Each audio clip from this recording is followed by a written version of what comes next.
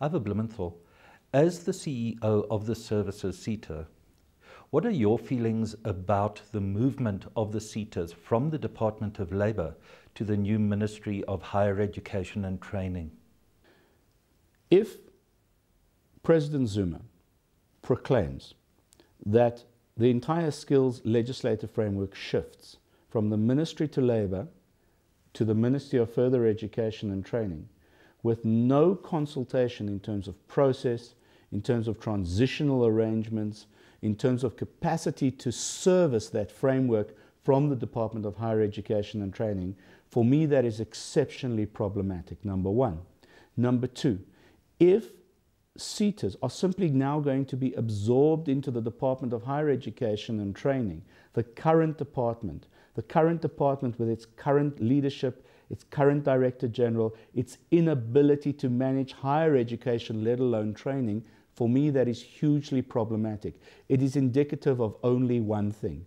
Let us hijack the skills levy as higher education to ensure that the proclamations by the new Minister of Higher Education and of Training, i.e. that all first-year students should be able to go to universities free of charge, and that the further education training and colleges should basically hijack all training and development for civil society in South Africa, is now going to be funded from the skills levy, and no longer is the skills levy going to be owned or managed by the actual social partners, namely business and labour. For me, that's exceptionally interventionist.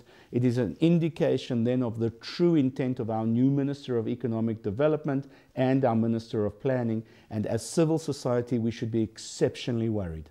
But then now give me the positive side of it. What could be the positive implications?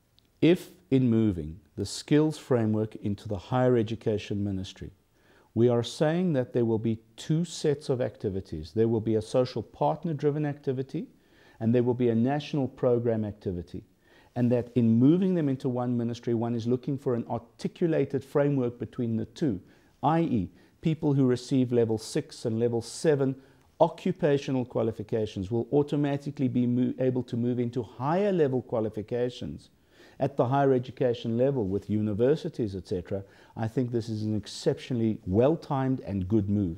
If this is an indication of the true intent for articulation between the occupational framework and the educational framework, between the occupational framework and the national qualifications framework, this is a good move, and we would support this move as long as the integrity to govern is left up to the social partners in terms of the occupational framework.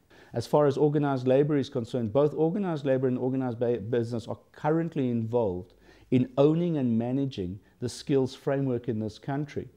Now the real question is how much engagement has gone on about the move, and more importantly about the autonomy which would be lost in the process, if any would be lost, in terms of the ownership and the governance of the respective Setas on the one hand, and I suppose more importantly about the funding which would move across a way, i.e. the skills levy. We do not want the aspersion to be created that this is simply a hijacking of the skills levy by the Ministry of Education. And that, unfortunately, without consultation, will become the impression.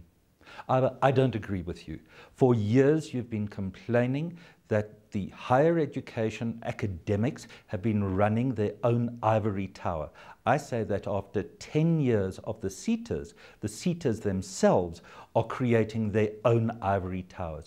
Don't you think that a ministry where both of them stand together could help to break down those artificial differences between the two? If this is truly a GIPSA, which is an opportunity to bring the world of occupation together with the world of academia and integrate it, we would welcome it. We've been asking for it for 10 years. We've been asking the universities to allow for strong articulation.